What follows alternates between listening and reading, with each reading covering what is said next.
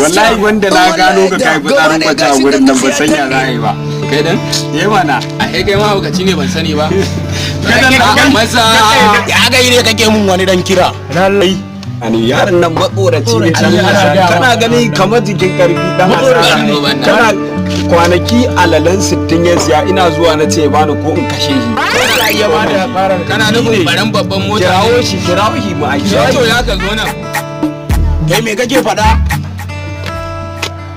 ga ya mai kai ka ba gane ni ba aikin ka zami ko ba gane ni ba a na gane ka ko ba gane bane in gwanan sigari za ka karɓo mana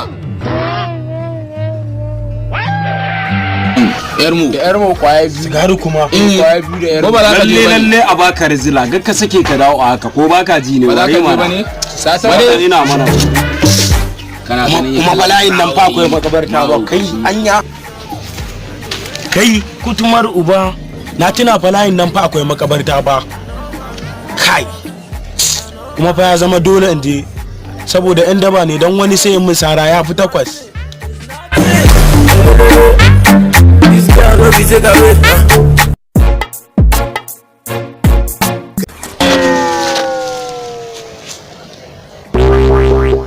anya kuwa zan huce anya wancan mutum ne kuwa agogo ko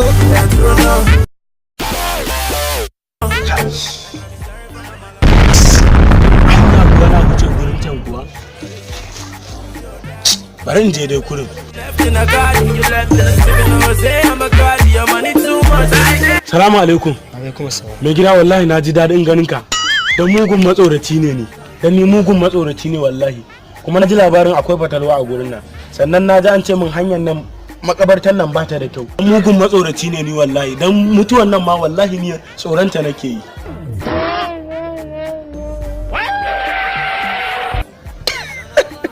yaro kenan wallahi ka ban dariya ai ni da kake ganin can gurin gidana ne a gurin kabari na ne a gurin ai kabarin ka